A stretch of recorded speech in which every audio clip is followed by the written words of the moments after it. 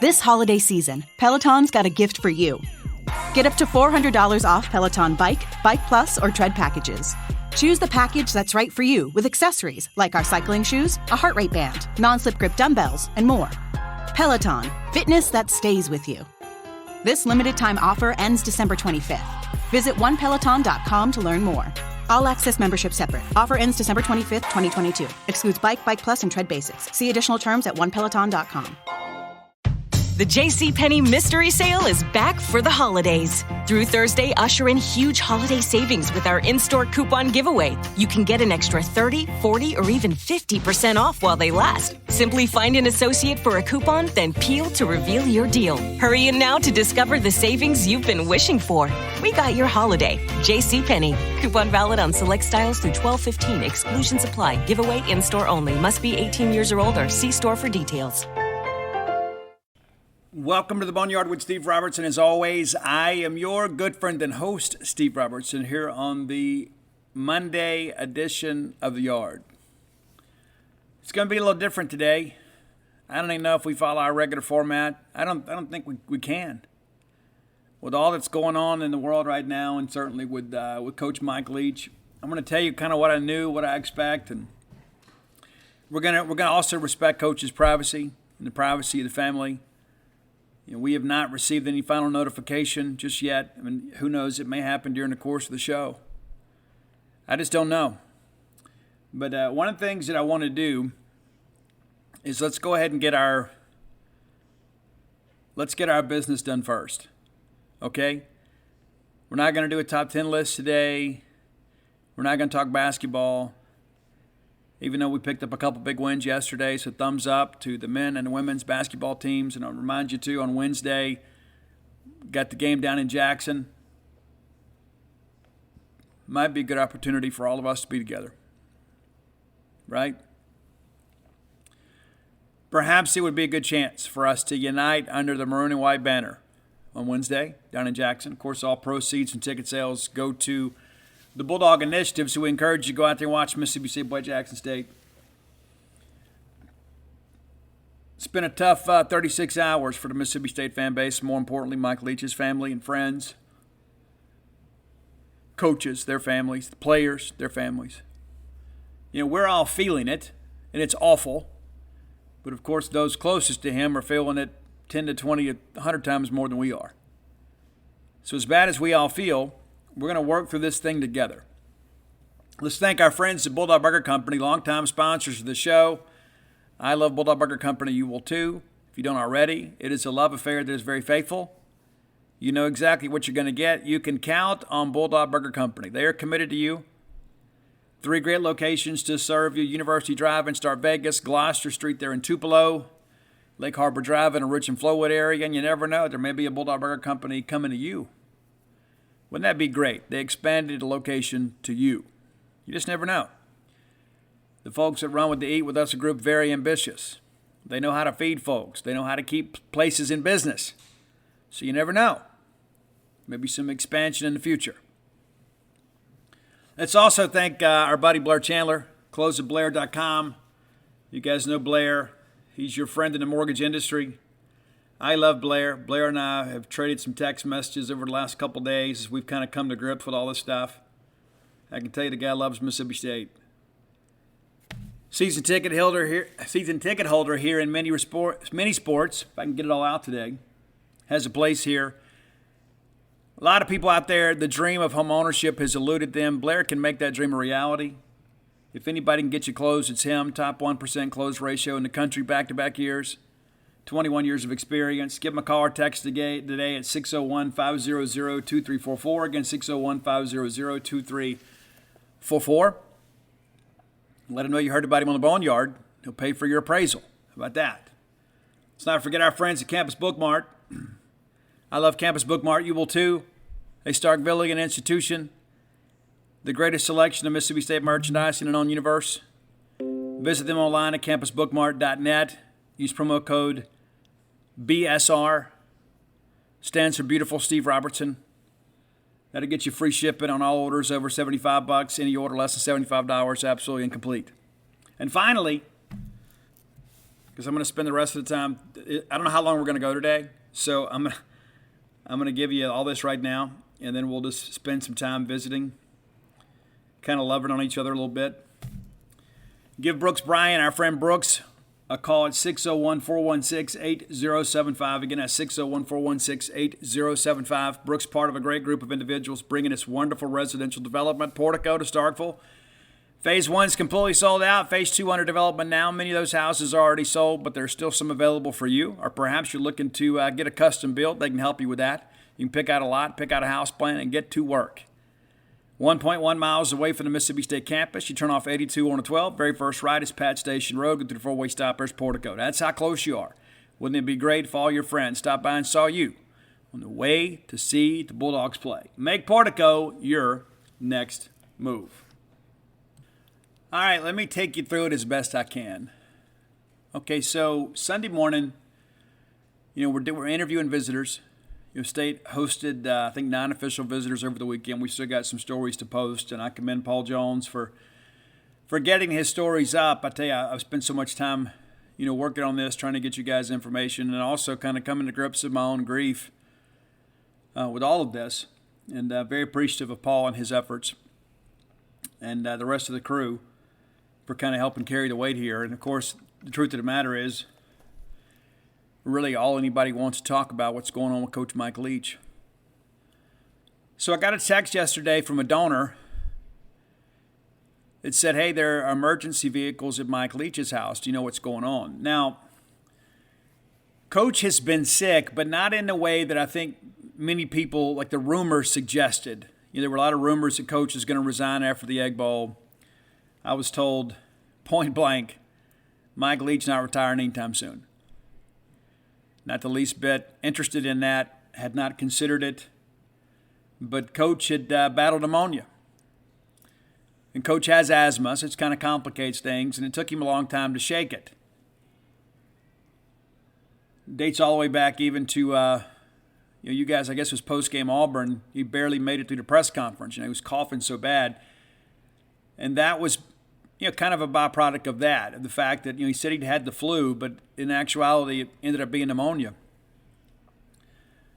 There was a big movement, of course, to try to get him to take some time off, Coach being the competitor.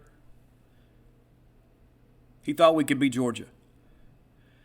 I talked to him that Monday afternoon after the press conference and just kind of checked on him. I was like, Coach, how you doing? And he's like, well, I've had this trademark cough for years. He kind of dismissed it a little bit, but I was concerned. He looked kind of ashen. He was gray. His color wasn't good. All of you that got small-town Mississippi mamas, your color ain't good. That's how it looked. Leach he didn't look himself. As I'm sitting there talking to him and Brandon Langlois, those of you that know Brandon, of course, head of media relations for Mississippi State.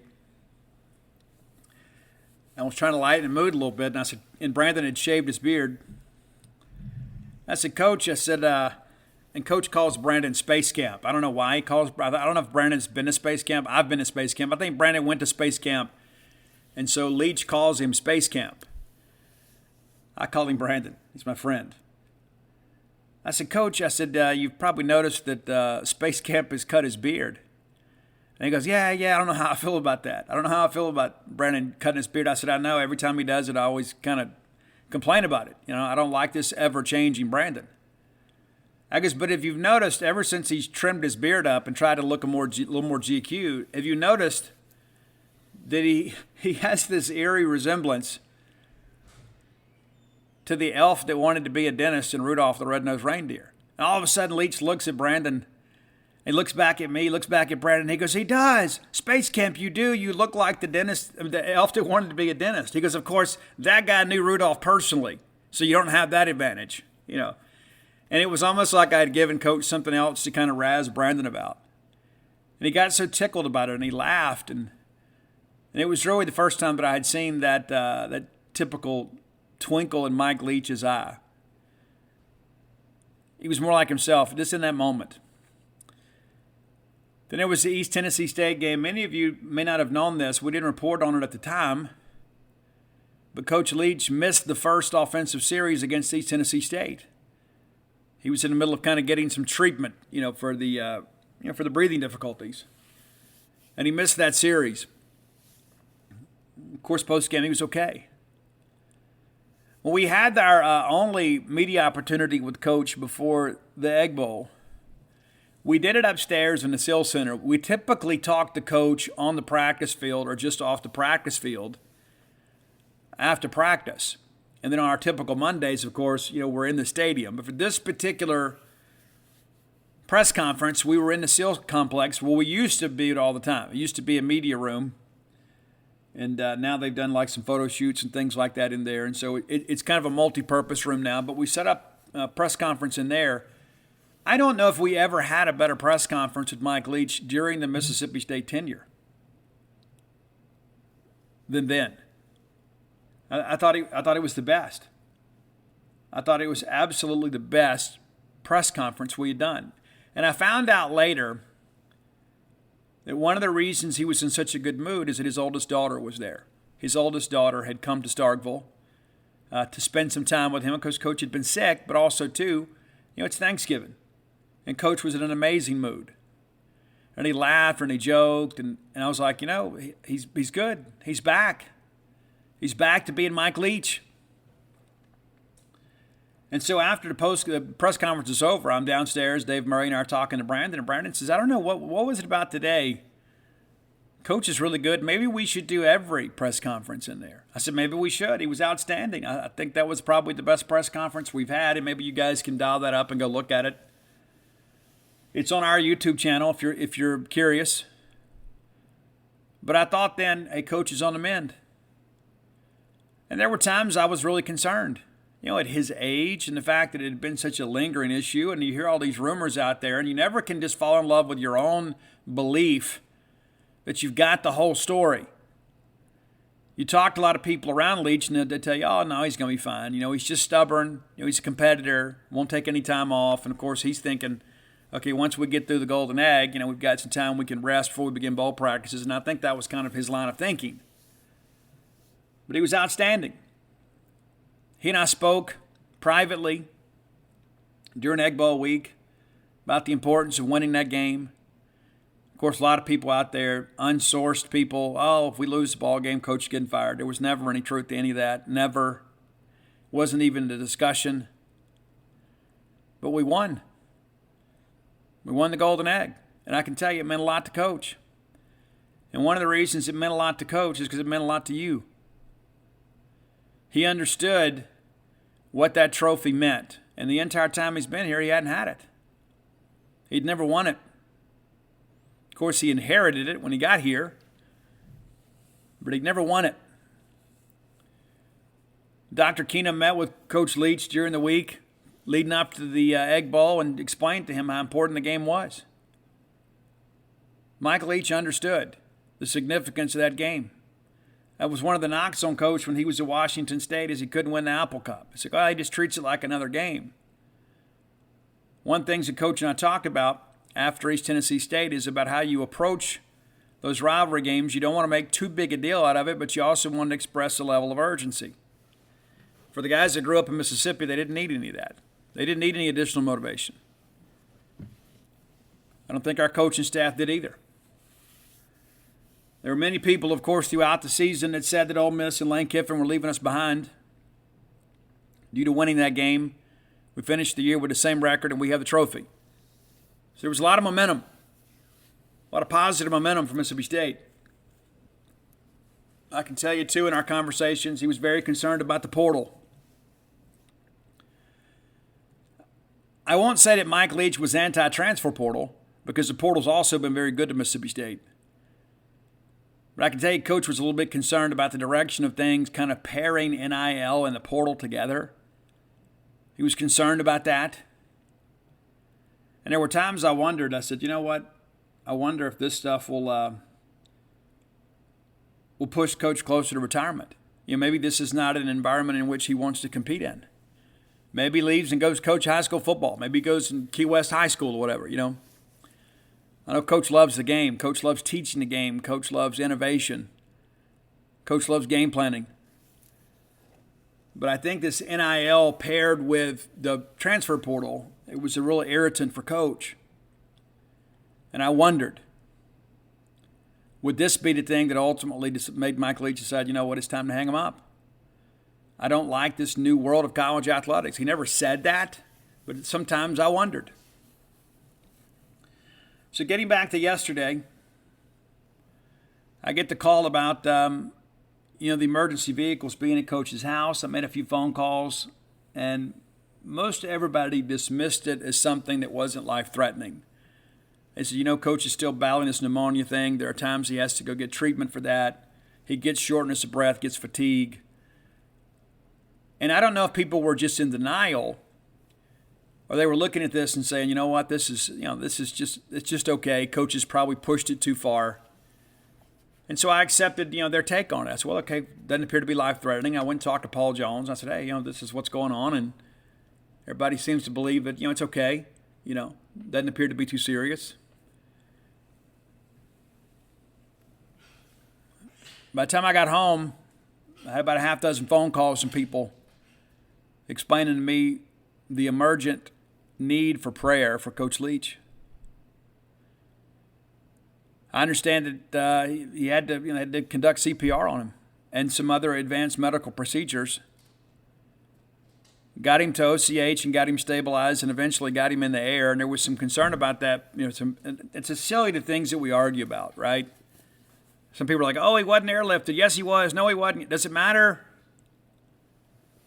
Anytime you get transferred to a bigger hospital, it's usually not because you're doing well. They finally got Coach in the air. And I understand that the crew on that helicopter was absolutely amazing. Now, I haven't been able to confirm this, but I'm told that there was actually a cardiologist from UMMC that was actually in Starkville at Oktibbeha County Hospital as this thing began to unfold. So immediately he had somebody that specialized in his ailment with him right away. I don't know what difference that makes now, but I can tell you, based on what I've heard, he has received the absolute best care possible. Absolutely the best care possible. And it just so happened, there happened to be somebody there, according to what I was told,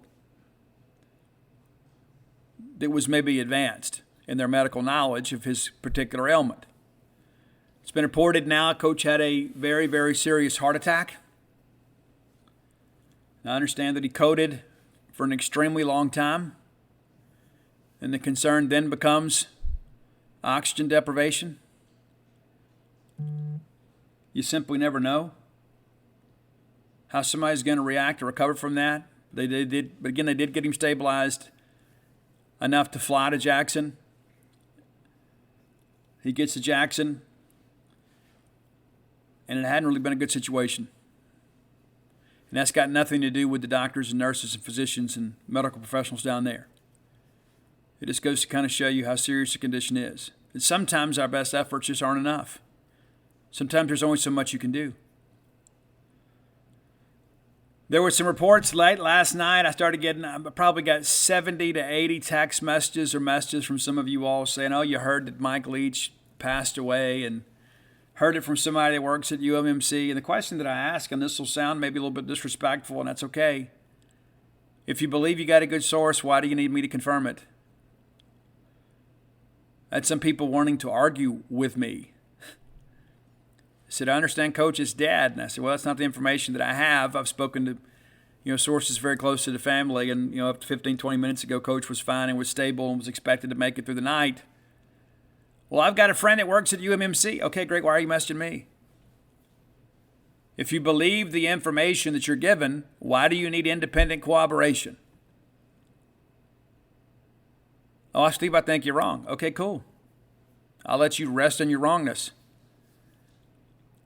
But I understand in times like these, people want to get, people like myself, closely connected to the program. They figure if anybody knows, it's probably Steve. That's not always the case. But in this situation, it wasn't true. So I'm going to encourage you, all those people that texted you to say they passed away, text them back, tell me wrong. A lot of discussion last night about the first couple of hours once he got on the ground in Jackson are going to be extremely important.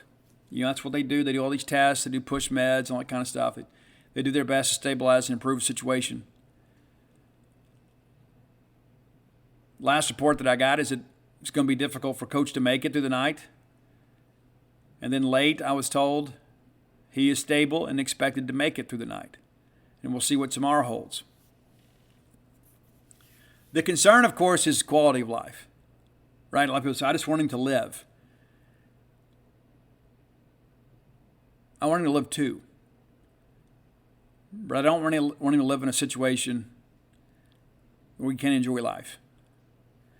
I know Coach would not want to be a burden to his family. I know this. Nor would any of us. Last report that I got was late last night that his son and oldest daughter were there. His youngest two daughters were en route, expected to be there this morning. I understand they are there. And the family was going to spend some time with Coach and make some very difficult decisions. You can kind of read between the lines on every bit of that. The last report that I got is that they had transitioned to comfort care methods rather than life-saving methods. Just trying to make him comfortable now. I can't believe we're sitting here having this conversation. It absolutely blows my mind. I absolutely cannot believe we're having this conversation. It just feels so surreal. And the more I think about it, the more I talk about it, the more you talk about it, you begin to heal a little bit yourself and come to grips with the reality of the situation. But the more times I talk to you guys and talk to national media people and talk to Mississippi State administrators, I just want to say, what are we talking about here? We're talking about a very life-threatening situation involving our head coach. And here's the thing, too. It's not just our head coach. He's Mike Leach. He's a national treasure. There are a couple things that I want to say, too. I know I've had a handful of people that have reached out to me, including a couple friends of mine. They said, you know what, Steve, I feel so guilty about some of the things that I said and the way that I was critical of Coach. There are two things I want to say about that. Number one, okay, let's maybe learn a lesson there. Number two, I can tell you, Mike Leach didn't care. Mike Leach understood that, went with the territory. He understood he's always going to have his fair share of critics. Mike Leach's life in no way was diminished by your negative comments on social media. Mine might have been. I didn't really care for him. But Mike Leach didn't check that kind of stuff out. He didn't care. Mike Leach, 61 years of age. He's no pro. He's not going to let some unknown stranger on Twitter hurt his feelings. So if you're carrying that with you, I think I can say safely that you don't need to anymore. And again, maybe learn a lesson here. And I think we all should. There's a message that I saw on our Facebook page, our message board, basically saying, you know what? I've learned from all of this, and I'm going to be a little bit kinder and gentler when it comes to social media and message boards. And I responded. I said, you know, I agree. We all need to do a little evaluation here. We all do, including myself, on how we handle each other. We talk all the time about how we all want the same things, and we do. We want Mississippi State to win. We may not always agree on how to get there, but we do share the same goal. And sometimes there's friction. Oh, you're accepting mediocrity. Oh, you're always negative. You know, there hardly ever seems to be any middle ground. But we are facing a very unprecedented situation at Mississippi State. As a sitting football coach, is not expected to recover. Let that sink in for a second. All the discussions and arguments we had just last week, and we talked about the Dylan Johnson thing. We talked about the Woody Marks thing. We talked about Xavier Thomas, and people were blaming Coach for kids getting in the portal, even though every situation is a little bit different. I suspect everybody involved in that feels a little differently today about how things played out last week. It's amazing what just taking a deep breath and not hitting send can do to a person, right? You know, we've had some players in the past that it's like their Twitter feed is like just a streaming consciousness, like anything that comes to mind goes on Twitter. And we get all wound up in that, right? What are they talking about? What's going on? We take all that stuff personal. And this kind of stuff happens here, puts things in perspective, and you begin to realize, you know what, that stuff really wasn't that important. Why did I let that take on such an importance in my life? I say I felt so guilty this morning. For basically the last month, I've laid around feeling sorry for myself that my wife isn't here, that she's across the country working, and she's coming back. I mean, it's a temporary situation. And I was laying there this morning, and I was thinking, man, I wish Dana was here. I just wish, this is so difficult to deal with, and I'm having to kind of deal with it by myself. I just wish she was here to hug me and tell me everything's going to be okay, even though deep down I know things are not going to be okay right now, not when it comes to this. And then I thought, you know what? Just imagine how Sharon Leach feels this morning. With her children coming to Jackson to likely say their final goodbyes to their father. And I'm sitting around here feeling sorry for myself, knowing my wife's going to be back in 2 months. And I'm going to see her soon. It's one of those things you look at. I can pick up the phone, I can FaceTime her, I can talk to her on the phone, I can text her and tell her how much I love her. Sharon Leach will never get that opportunity again. And you and I both know she would do absolutely anything to hear his voice one more time. I went to Subway today to get some lunch. And I got a text right before I got out of the car. So I addressed that. I posted an update. And my kids were wanting to know what's going on with Coach. We all love Coach. My family, your family. I'll share with you what I shared with them. It's just a matter of time now. They've basically transitioned to comfort measures for Coach. He has little to no brain activity. His family will kiss him one final time, and then they will let him go. Of course, their response is, I'm devastated. I'm so sad. I can't believe this is happening. It's all so unfair. My daughter says it's genuinely insane how quickly someone can just die. I said it's a reminder to tell those you love how much you love them, and forgive, forgive, forgive. You never know when you lose a chance to make amends. So let's choose to live in love. I share a quick story with you too. My wife and I were discussing this earlier, and my wife has the worst memory of anybody that I know. When my wife was working Our Lady of the Lake years ago, there was a lady that she worked with, and she loved her to death. And they had gone to the state fair out on Airline Highway, out near Prairieville. And her husband got into an argument. And it got pretty heated. Don't know what it was about. I'm sure it was something stupid. That's usually how these arguments are, right? We get our feelings hurt. Somebody doesn't answer our question in the right way or whatever, and we get in our feelings. But anyway, they got into an argument. And the husband decided just to kind of walk away to cool off a little bit. And as he walked across the Airline Highway, he got hit and killed. And that poor lady has to live with that the rest of her life. That the last conversation she had with the person she loved the most was in anger. That's not to say that we're immune from the human condition, but can you imagine living with that? That you get into such an argument that your significant other just has to get away from you, and in the middle of them cooling down, they get hit by a car and killed. And she mentioned that to my wife. I remember after it all happened, she missed a few days' work. She came back and she explained the story to my wife, and she said, I have to live with that. It's a reminder again, you don't always get the guarantee that you have a chance to say, I'm sorry. You don't. And again, so much of the things that we argue about are just so completely insignificant. You know how it is when you're in a relationship. You get upset. Somebody left their dirty towel on the bathroom floor.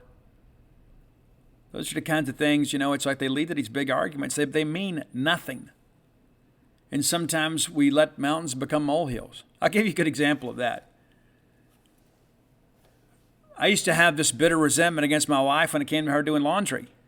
We lived in Baton Rouge, and my office was just off the kitchen, and she would go every single time and get the laundry and leave the light in the laundry room on. And it drove me crazy. It absolutely drove me crazy. So for years, she'd leave, and I would very passive aggressively, after she left the room, I'd get up, I'd walk in there, and I'd turn the light out in the laundry room. Not only was it an irritant, it cost me a little bit of money. I mean, how much money did it cost me? But again, I just kind of resented all of that quietly.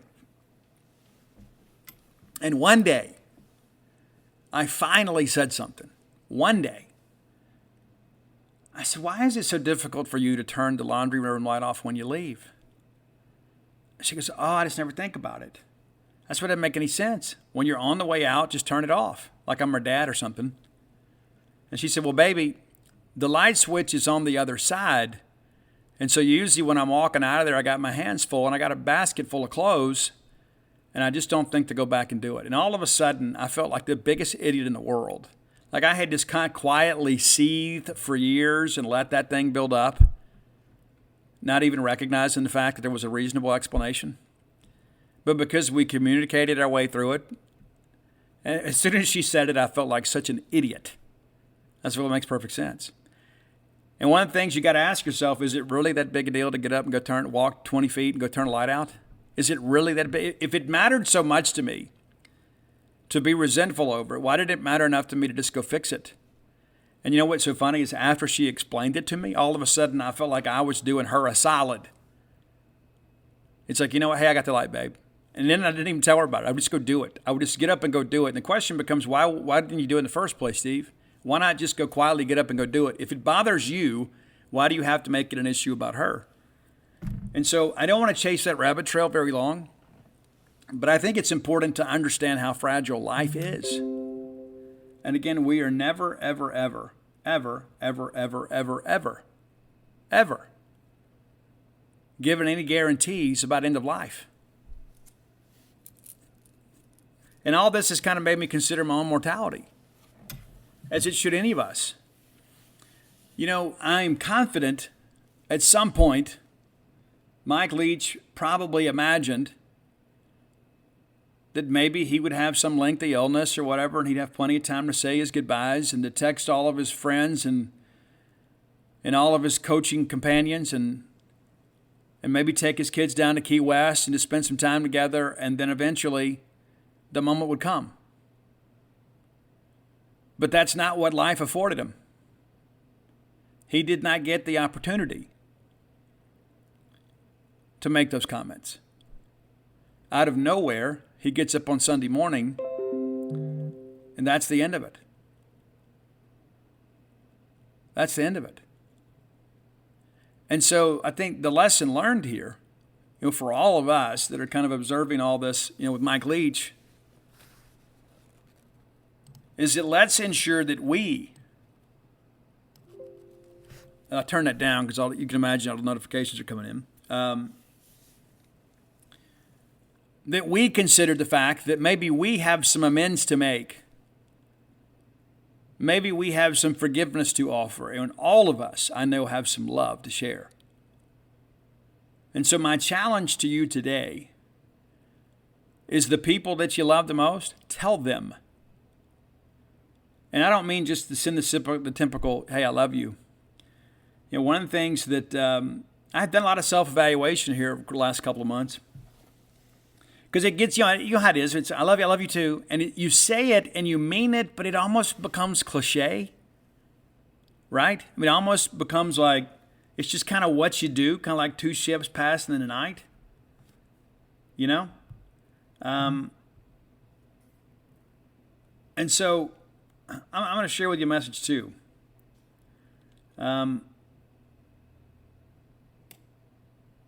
Last night before I was in my feelings, I admit it. My wife and I talked several times yesterday. She was off, and we talked several times. We FaceTimed, and I had a very difficult time yesterday.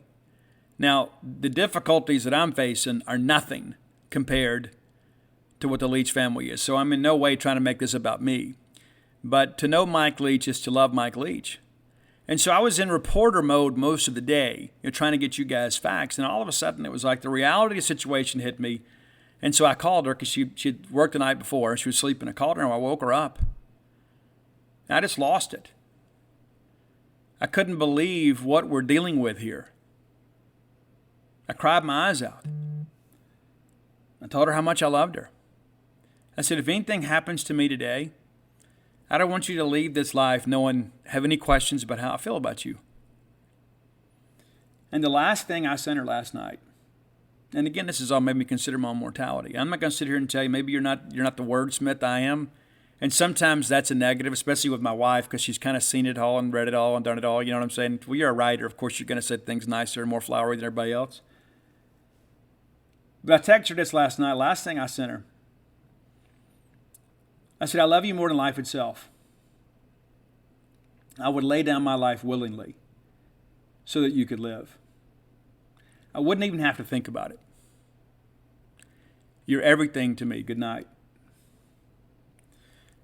And so I shared that with you, and maybe in hopes of inspiring you to open your heart and share it openly with the ones you love the most. I've made some posts in recent weeks, about my wife and how much I love her. And I guess in some ways, I'm whipped. I'll just admit it. I'm happily whipped. I am. And I had this guy that messaged me, and I won't get into too much detail because you may know him, and I don't want to out him anonymously. But he shared this story with me, and he goes, I've been reading your post. You've written these poems about your wife, and it's amazing, too. I've considered so much of this. Maybe I'm going through a midlife crisis. I don't know. But thinking about, what would happen to my family if I wasn't here. Because, your good friend and host has run the dogs wide open for a long, long time. And I'm sure in some respects it's probably shortened my life. And so I've always considered it. What would happen to my family if I wasn't here? And so I shared that. It's like one of the things, now that we're going to be empty nesters, I want us to be able to travel. I want her to go to ball games with me. I want to go to her races. I want to be at the finish line when she's running those races. I want to be the guy there at the beginning and take the pre-race selfie. All that stuff matters to me. I used to do that stuff all the time, and I got so busy building a bank account and the brand, I kind of forgot what mattered most to me. And so I'm back, right? But I had this gentleman that messaged me. He said, I've seen these posts. He goes, and I want you to know you kind of inspired me to do some things. He goes, my wife and I have been having a difficult time. We've talked about divorce. And he goes, I know you write poetry. And he goes, I've read some of your stuff. I wish that I could write like you. And he goes, that I've written a poem to my wife. And he goes, I'll never write this kind of stuff. But would you look over it for me? Would you edit it for me? Would you help me a little bit? And I looked over it. And maybe the syntax wasn't perfect, but the sentiment was beautiful. And so I messaged him back, and I'm like, hey, I'm not going to touch this. It might flow a little better, but your wife is going to know your language, and your wife needs to hear your words, not mine. I think it's beautiful just as it is. Go give it to her. Send it to her. Whatever you got to do, print it out, frame it, give it to her as a gift. Whatever you got to do. We get so caught up in the minutia of life, and maybe it's just me. Maybe I'm just speaking to myself here. But we get so caught up in the minutia of life and all the little things that don't matter. It is easy to lose sight of what really does. I've been married. If I make it to May, Dana and I will be married 30 years. It's a nice round number. We've been together over 30 years now. But there have been so many times that I think about, the times that I've been gone and how many times I didn't do this and didn't do that, and maybe she complained and sometimes she didn't.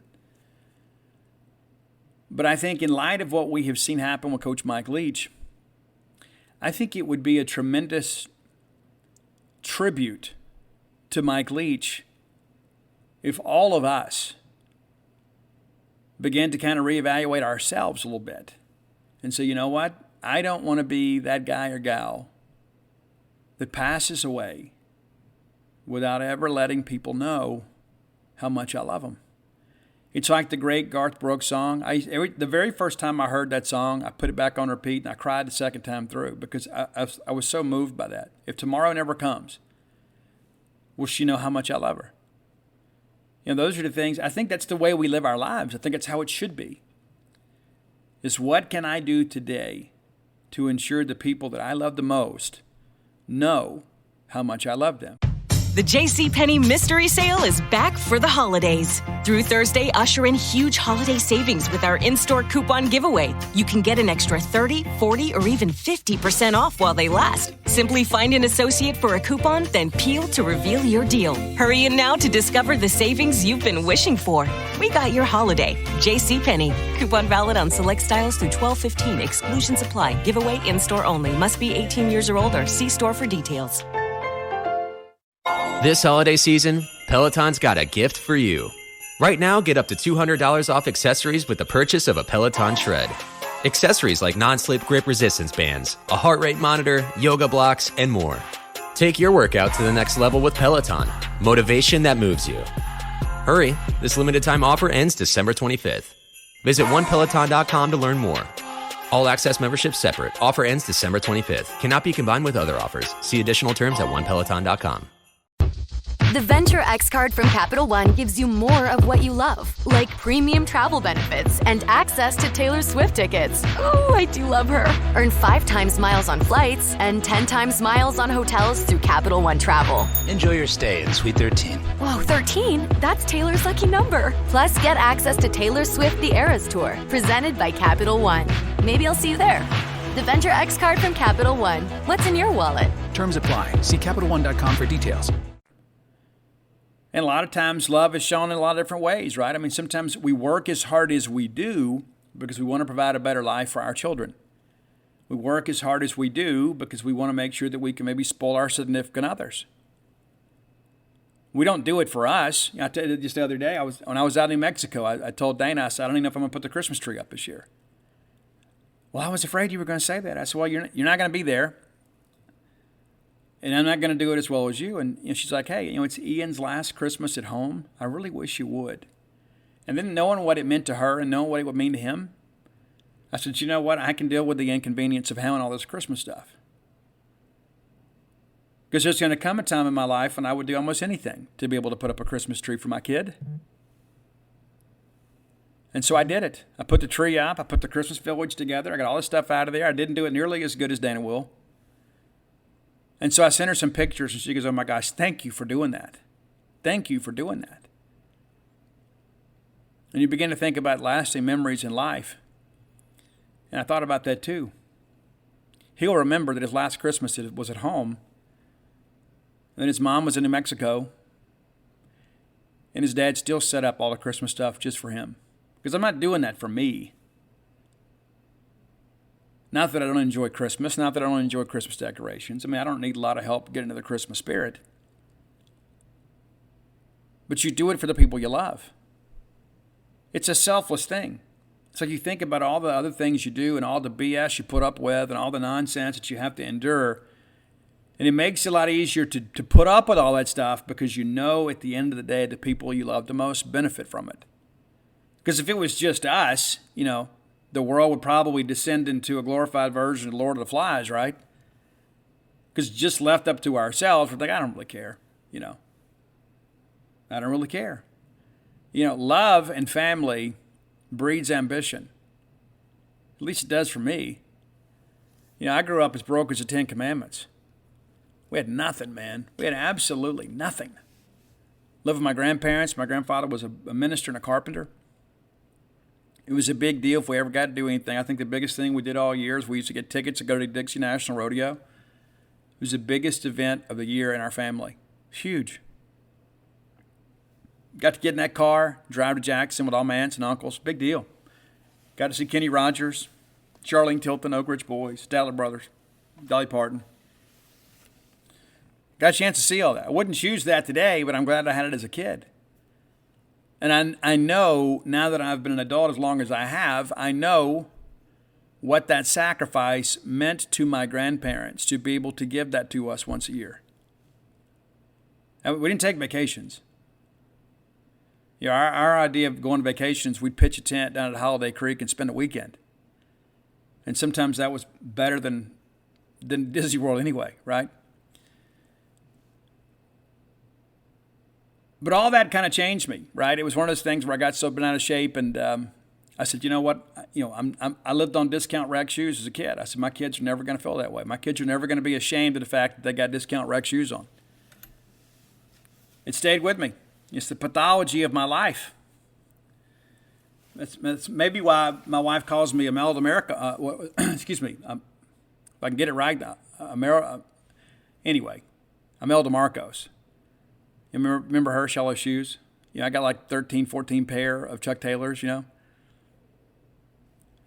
I can't explain it, but I suspect all that goes back to the fact that when I was a kid, we got shoes once a year. Whether you grew out of them or not, those were your shoes for a year. And so I've kind of gotten off the beaten path a little bit here, but I think the pathology of all this is love. You want your family to do better than you did. You want your children to have more than you had. And more sometimes isn't necessarily monetary things. Sometimes it's not clothes or toys or gaming systems. Sometimes it's just the quality of life. Mike Leach once told me that, he went to Pepperdine, got his law degree. And Sharon, his wife, thought, okay, well, he's going to be an attorney. You know, how great is this? And he ends up taking a job coaching college football for like $3,000 a year. Not a month, a year. There were times they'd eat in cafeteria, save money. You talk about a bait and switch. And Coach Leach has told me before, he said, it's one of the reasons that I've worked as hard as I have, because she stood by me when I made that decision. He said, she supported me. It was my dream to be a college football coach. And rather than go right to work in a law practice after getting his law degree, he went and coached football for peanuts. And she stayed with him. And certainly it paid off well for her in the end. But can you imagine the amount of love she had to have to agree to that? And the faith she had to have in her husband to think, you know what, hey, this is going to be okay. And ultimately it was. It's amazing. It's absolutely amazing. And I can tell you how proud Coach is of his kids. He didn't speak of them publicly very often. We had discussions at times privately. He'd talk about how proud he was of his kids and how important it was for them, to be handled and taken care of and be well educated. Coach was born in Cody, Wyoming, a place not too dissimilar from small-town Mississippi. Same value system. Born to a very modest family. Loved sports. By his own admission, he wasn't great at them, but he loved them. Wasn't a great player, learned to be a great coach. Very intelligent guy, obviously. Coached a middle school baseball team when he was in high school. Wrote about that in Swing Your Sword. But when I look back at Mike Leach's career, and I think, when Coach got here, I remember the picture of John Cohen and Jared Banco and Mike Leach down in Key West, and the smile on his face, and every one of us was like, holy smokes. John just hired Mike Leach. Are you kidding me? Mike Leach is our coach? And they tweeted out the Pirates of the Caribbean thing and how amazing that was. We were like, holy smokes. Mike Leach? Everybody in the SEC has always wondered and surmised and said, you know what, hey, I wonder if the air raid will work in the SEC, and we're the ones that got to do it. And you remember that LSU ball game when KJ Costello, even though KJ had 4 turnovers in the game, we absolutely destroyed LSU. The defending national champions in Baton Rouge. And then there's, hey, you looking for a bandwagon, get in, right? It didn't age well. But at that moment, we began to realize maybe we got our arms around something special. But the fact that John went out and hired Mike Leach is one of the most non-Mississippi State things we've ever done. Hiring guys like Joe Moorhead is more of like what we usually do. We go hire the up-and-coming coordinator and kind of hope for the best. It worked out with Dan Mullen, not so much with many others. But we went and got a sitting Power 5 head coach, and not just any coach. We got a national treasure that is Mike Leach. And I'm so incredibly grateful. We got 3 years. I was hoping we'd get 10. I was eager to see what Coach could do next year with that great schedule and a veteran offense. But I was talking with the donor earlier, and we were just trying to make sense of it all. And I'm reminded of what David Turner told me after Big and Little Keith Joseph died. Keith and Marshawn. I was so despondent then. I remember David Turner said, "Steve, God makes no mistakes." There's a part of me that wants to second guess that, but I know that in my heart, God makes no mistakes. This happened the way that it was supposed to happen, even though we haven't been able to make sense of it. God makes no mistakes. And so as I began to think about Mike Leach and what should have been and maybe could have been, I'm very honored to know that Mike Leach was our football coach for 3 seasons and that we were his final stop. Because I don't know if there is another fan base that will love on the Leach family and appreciate his legacy better than we will. Mississippians have a real quiet dignity about them. We do. We do. They don't call us a hospitality state for nothing.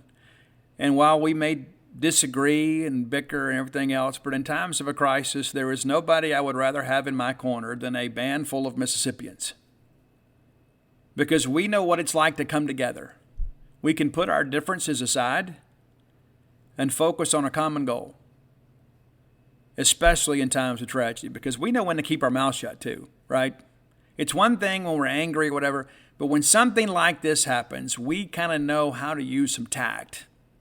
And there are a few people out there on social media that are absolutely blooming idiots. And I'll tell you, one of these days, you guys are going to log on to Twitter, and I am just going to absolutely lose my religion on some of these people on Twitter and Facebook. I am. I can feel it coming. I try to be a diplomat about things, but I am very, very close to just saying, you know what, I don't care. I'm just going to say what I really think. Very close. Very, very close. So like yesterday, people wanted to argue about, Mike Leach is in a hospital fighting for his life, and we want to argue about the transfer portal. We had people already wanting to launch a coaching search, and Mike Leach situation still very much unsettled. Got people tweeting at me. I wrote the story yesterday. My friend the Pirate, if you hadn't read it, I encourage you to do so. I'm very proud of it. Matter of fact, I've had some people message me and say I think it's the best thing I've written in my career. I don't know if that's the case. I have written a few books, but I know that my heart was in every word. And I love Mike Leach. Mike Leach has been amazing to me. I told my wife last night, I said,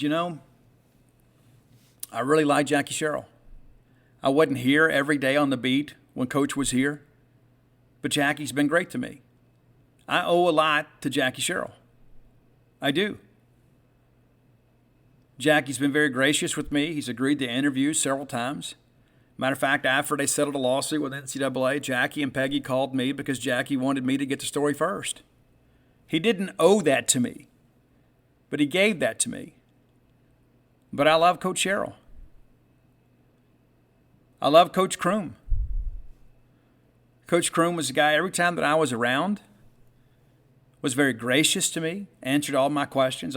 He'd get me in the golf cart and ride me around. Want to know what I was hearing about recruiting. Want to know who Ole Miss was going to get and who they were targeting, that kind of stuff. It was a good relationship. Had a good relationship with Dan Mullen. It's not like we went and watched Motley Crue together, went fishing or anything. But Dan was good to me. A little bit difficult at times, right? Dan's a little prickly, right? But I had a good relationship with Dan. Probably had a better relationship with Joe. It's funny about Joe. When I guess it was Stark Villains. I think that's correct. Yes, Stark Villains. is Joe had helped me on something. I can't even remember what it was. It was something I was researching, and Joe had the answer, and he gave it to me. And I said, Coach, if I can ever help you, let me know. He goes, I'll tell you what. He goes, how about I get the first signed copy of your new book? So when I got the advanced copies of Stark Villains, the very first trip that I made was to the SEAL complex, and I text Joe. I said, hey, are you here? He goes, yeah, you come back. And I walk in there with the signed copy of the book. And he gets up from behind his desk, and he comes around. He's a big giant of a man, and he hugs me. He goes, you're my guy. I said, well, Coach, you helped me on something, and you asked me. He said, hey, how about a signed copy of your book? He said, well, I was only joking. I said, I wasn't. He goes, I got a books on that bookshelf I never read. I'll read this one. And he did. And then we hired Mike Leach.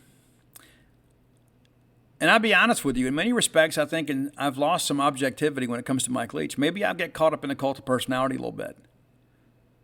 And maybe I'm just enamored by the persona of Mike Leach.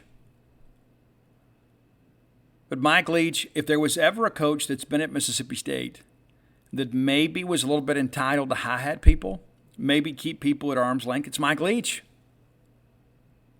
But he never did that. In fact, I would submit to you, of all the coaches that we've had in my lifetime, with maybe the exception of Rocky Felker, Mike Leach is probably the most down-to-earth.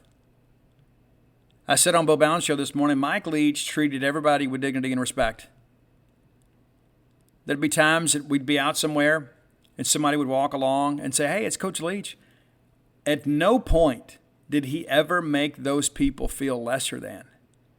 It didn't matter if you were $1 million donor or somebody that bought a Walmart t-shirt that said Mississippi State on the front that was unlicensed. He treated everybody the same. He shook their hands. He laughed. He told jokes. He made them feel valued to him. And as I wrote in the article last night, the very first time I interviewed him, he spent the first half hour interviewing me. He had a lot of questions. I think he kind of wanted to know who he was dealing with. He told me he was familiar with my work, and I guess maybe he wanted to kind of try me on for size and see what I was all about. But from the very beginning, the very first interview, I was a little bit starstruck, and that didn't happen to me.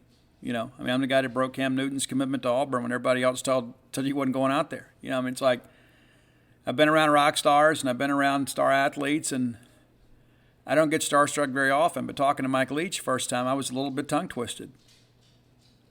It's Mike Leach. And he was going to be our coach. I had a one-on-one interview with him. And I went through and I interviewed all these great characters that were in Swing Your Sword during the quarantine. There was one particular individual that Mike Leach coached on a baseball team. I interviewed him, tracked him down on Facebook, wrote a story about him. And then about a week later, the gentleman texted me and said, hey, Mike Leach called me. I hadn't talked to him in a while. And he said, Mike Leach called me and sent me your story to make sure I had seen it. And, of course, he had. And he goes, hey, thanks for writing the story. It's a great memory, but it also gave me a chance to catch up with Mike.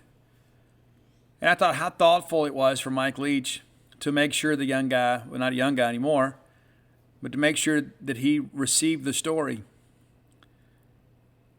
When I was out in New Mexico, Coach called me, kind of talking about some of the portal stuff and how disappointed he was at the portal and what I was hearing about the bowl game and where we might go. And I told him, I said, Coach, there's a lot of discussions. Either going to be the Gator against North Carolina or the ReliaQuest Bowl against Illinois. He goes, I think I would rather go to Tampa. He said, I like Brett a lot. I would love to be able to coach against Brett. He said, Brett's a lot of fun. He said, that would be a fun ball game. And ultimately, that's what it ended up being. And so he was inviting me to come by. He goes, hey, why don't you swing by the office a couple days? I said, Coach, I'm not going to be back for about a week. I'm out here with my wife in New Mexico. He goes, oh, where are you? So I'm in Albuquerque. And so he starts running through all this stuff that he knows about Albuquerque. And he goes, hey, Steve, as hard as you work, man, I'm glad you're getting some downtime. He said, listen, don't work too much while you're out there. He goes, enjoy your wife. He goes, matter of fact, let me talk to her. He goes, I want to tell her what a great guy she has. So I put it on speaker and handed her the phone and listened to Mike Leach, our football coach, sing my praises to my wife. It's a conversation that I'll always cherish. Then he's going through all these great places we have to eat. He's, the food in Albuquerque is outstanding. Absolutely outstanding. He goes, you got to go here. You got to go there. You need to eat here. Make sure you try this. Maybe you guys, when you get some time, ride down to Roswell and go see the alien exhibits and all this other stuff. He didn't owe any of that to us, but he's like, you need to go do all these things.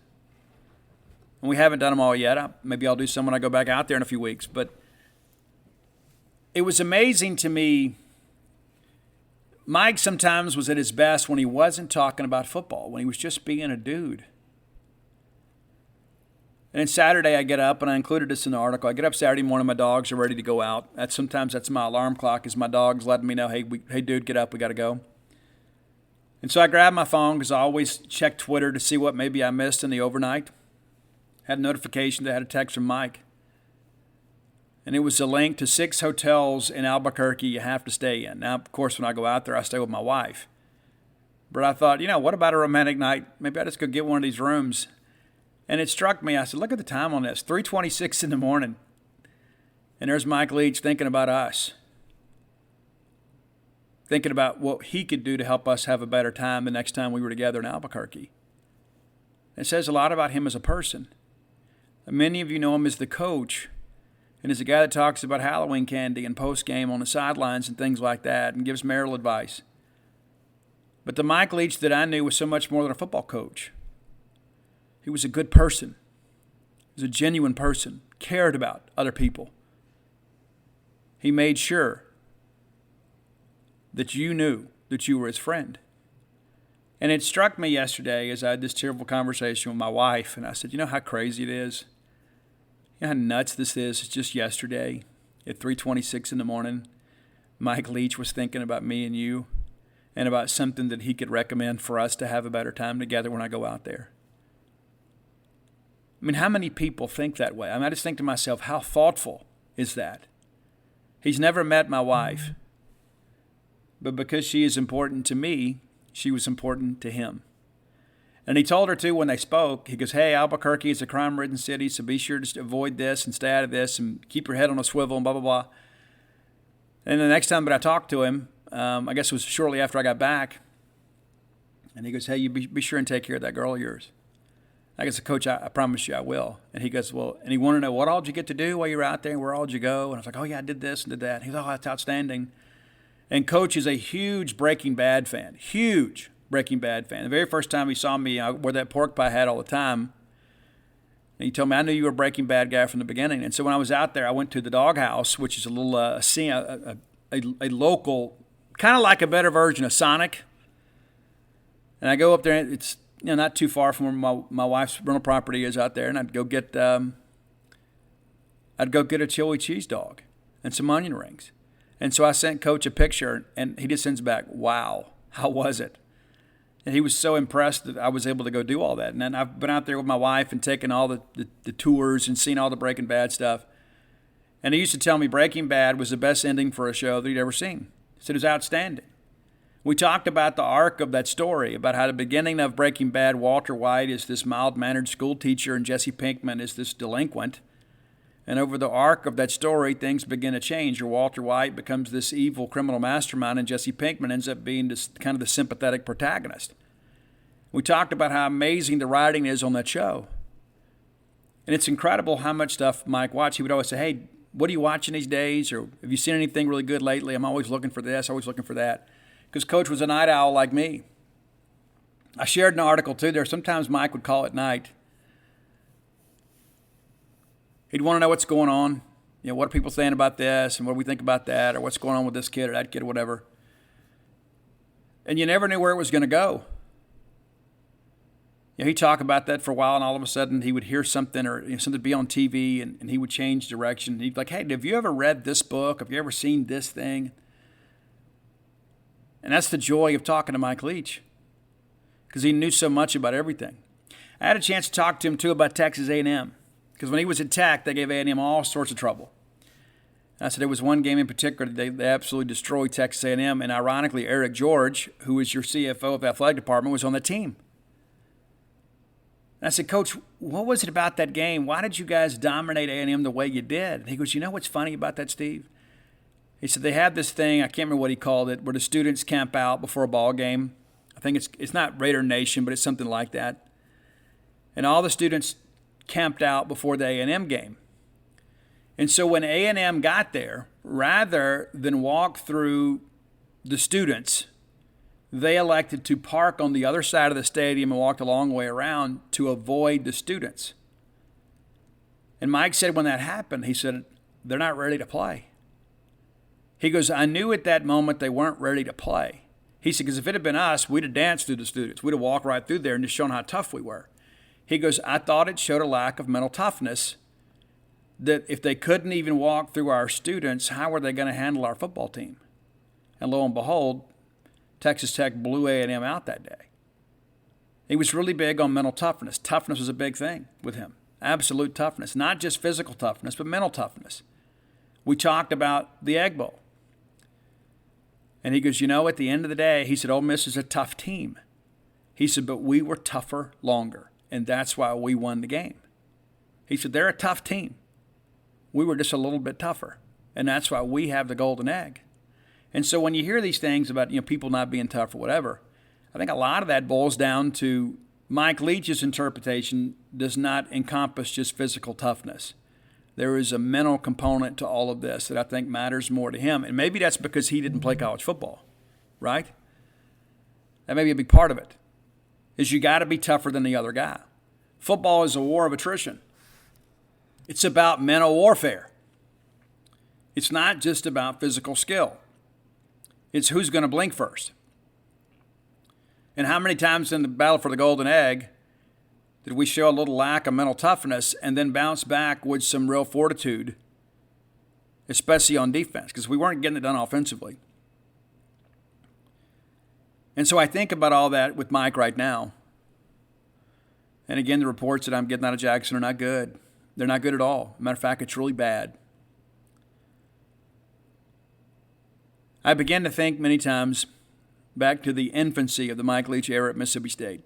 I had so many people that said, Steve, you're the luckiest guy in college sports. You get to cover Mike Leach every day. I didn't understand what an honor and privilege that truly was going to be until he got here and I got to know him. I believe that everybody around him is better because he lived. I've talked to several staffers, spoke to Dave Emmerich, spoke to several former Dan Mullen assistants and former Bulldog players.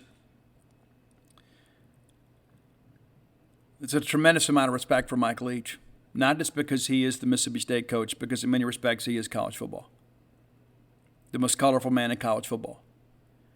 And I had the benefit and the privilege to cover this wonderful man for 3 years and to call him a friend. And I'm going to miss him. I'm absolutely going to miss him.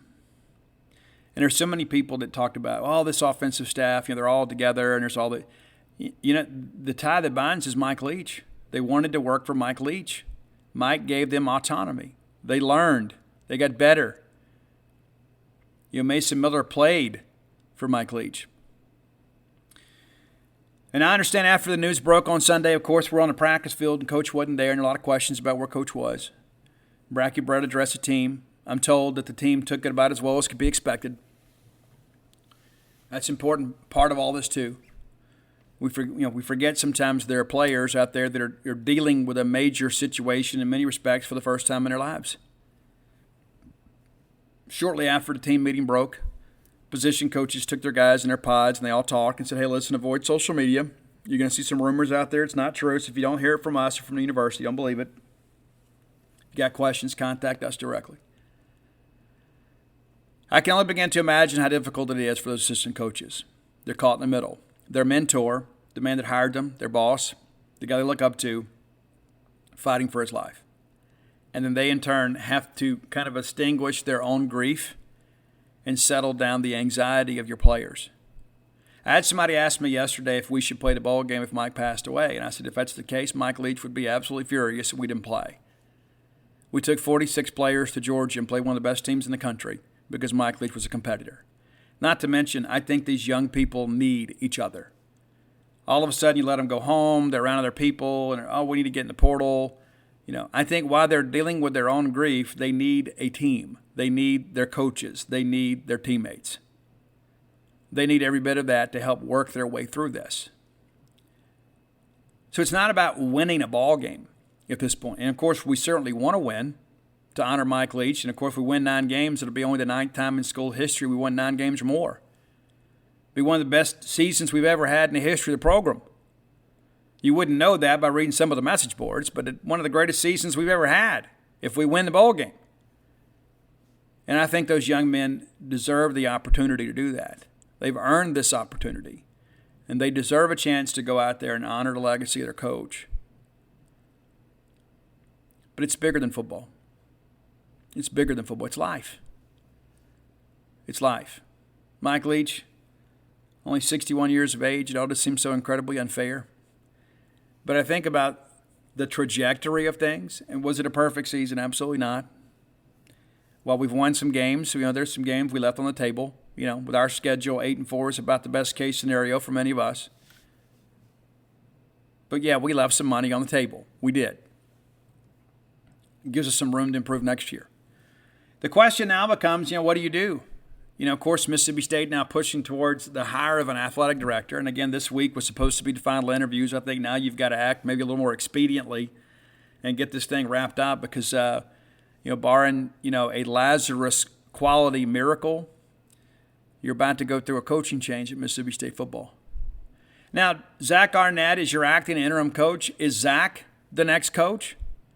If you promote Zach, chances are you keep the roster intact. You probably keep the recruiting class intact. And you begin to think, okay, is that just a short-term solution or a long-term solution? A lot of people believe that Zach Arnett is going to be a great head coach someday anyway. Is now the time? Because if you let him get away and he goes somewhere else, you may never get him back. Or do you look at this as a situation and say, hey, we got to get somebody else? The problem with all of that, too, is there are still some jobs open. And the fact that a lot of the candidates that we would probably target have already been kind of picked over. Do you go hire Jared Banco and have him bring Clay Helton with him? I don't know. Do you go out and hire maybe a Mike Leach disciple that can kind of come in and take over so there's continuity on offense and maybe a little innovation? I like the modern brand of the air raid where you've got the mobile quarterback that can kind of add the ground component to the offense. I think that's important. Or do you just go make a wholesale change? And again, who are you going to be able to get at this late juncture? And it's easy to say, well, we're a team that can probably play, $6 million a year. We're in the SEC. We're still in the SEC West until they change the divisions. And so it's a difficult decision you have to make. And so the first step in that process, of course, assuming Mike doesn't make a miraculous recovery, is you've got to go get an athletic director in place. And I think that's got to happen this week. There was discussion about getting it done before Christmas. I think you've got to move now. You have to move now. We're going to be signing football players in 9 days. You can't allow there to be any indecision. You can't allow it to be a situation where a player is thinking, I want to go to Mississippi State, but I don't know who the head coach is going to be, so I think I'll go to Ole Miss or I'll go to Auburn or whatever. You can't mess around with this. You're going to have to hire an AD very soon and then announce a coach soon thereafter. You can't allow this thing to linger and fester. And that's not being disrespectful to Mike Leach. Mike Leach, if anybody, understands the business of college football. There's just no manual out there about what do you do when your head coach comes incapacitated 10 days before National Signing Day in the middle of bowl practice. There's no college football book for dummies that covers any of that. Mike Leach understands that we're going to be very respectful of Mike Leach and his family. We're not trying to break any stories about him passing away. I've done the best I could to provide updates to you guys and at the same time be sensitive to Mike Leach's family. There's some things out there. There's some very, very, very disturbing things. About kind of what, and some of it's out there now, but I was not going to be the one to put it out there. Coach coded. And there's just a lot of that stuff out there that's heartbreaking, and I just don't think everything is meant for public consumption. If other people want to report it, that's fine. I also read the Gannett article, and I don't understand what Mike Leach getting fired at Texas Tech has to do with him being sick. I think that is absolutely a ridiculous addition to an article, and I think it says a lot about Gannett on top of that. that somebody, I think, to quote Mike Gundy, I think the writer that wrote it is garbage, and I think the editor that put it out is garbage. Why in the world would you include that? A man is fighting for his life who was unjustifiably terminated at Texas Tech and cheated out of millions of dollars, and you elect to include that in an article? It's terrible. It's poor form. Should be called out. But at some point, we're going to have to move forward. We've talked about that as a staff on genespage.com. What do? Do we go ahead and prepare a hot board? Coach is still living. We don't want to go from, okay, Mike Leach has passed away. Here's your hot board of candidates to replace him. We're going to be respectful of that. I think we have some time to put that together. We don't even have an AD yet. There's nobody to conduct interviews yet. We don't have to be in any hurry with that. We're going to be very respectful about Mike Leach. He wasn't just your football coach. He's a national treasure. And the eyes of the college football nation are on Mississippi State right now. It's very important. And, of course, we're getting some reports now. My text messages are blowing up that Coach may have passed away. We felt that's just a matter of time. Maybe he has. So I'm going to wrap up the show. I'm going to go get on the message boards. We're going to try to get some things taken care of. My phone is absolutely blowing up right now. But, of course, it did last night, too, and things weren't right,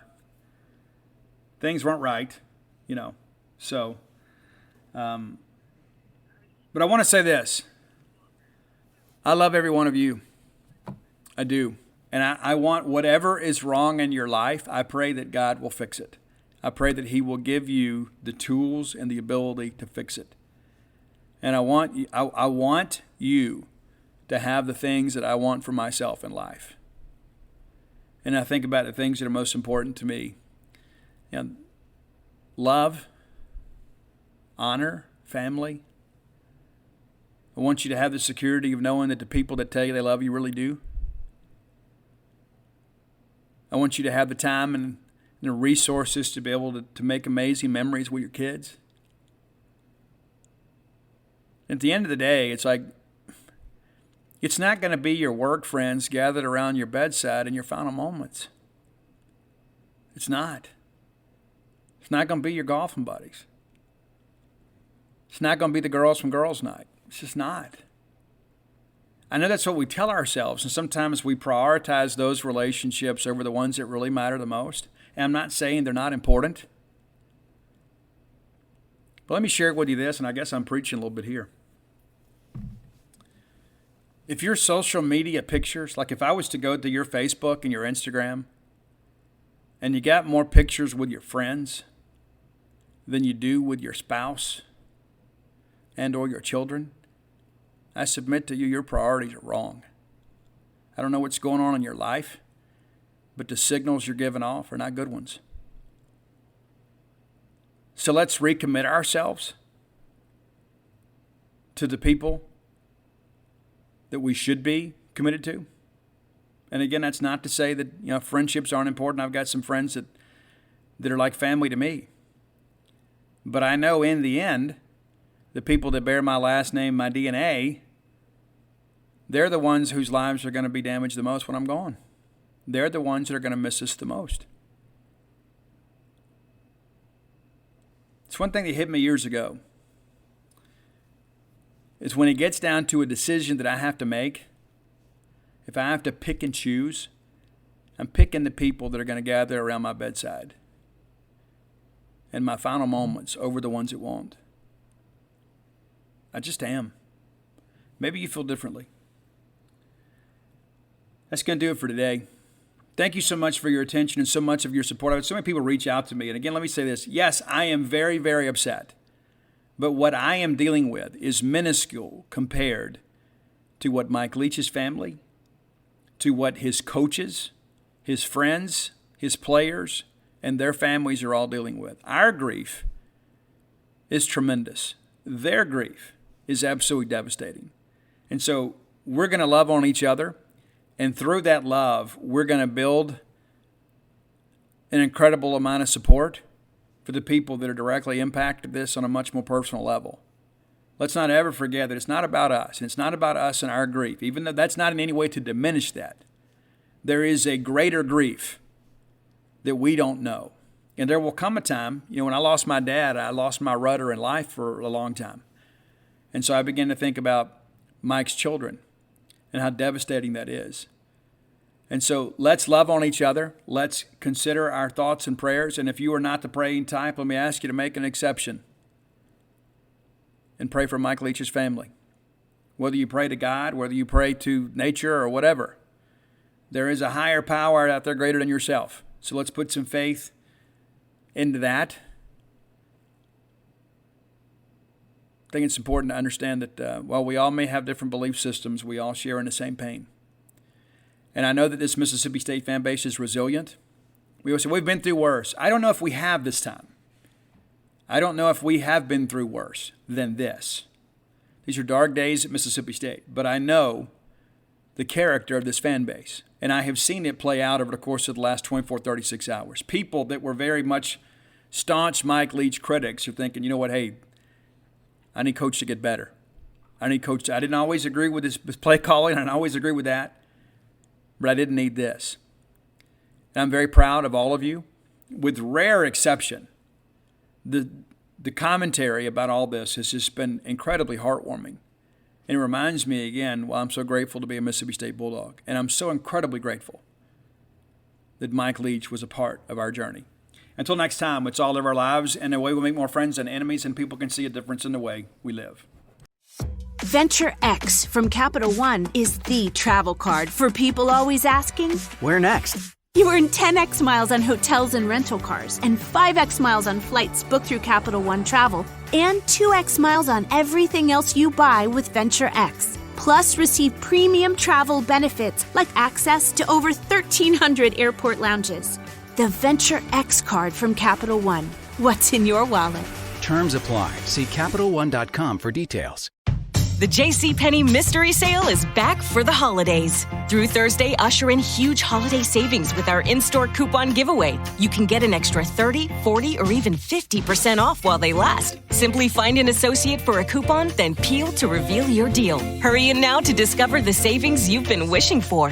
We got your holiday. JCPenney. Coupon valid on select styles through 12/15. Exclusions apply. Giveaway in-store only. Must be 18 years or older. See store for details.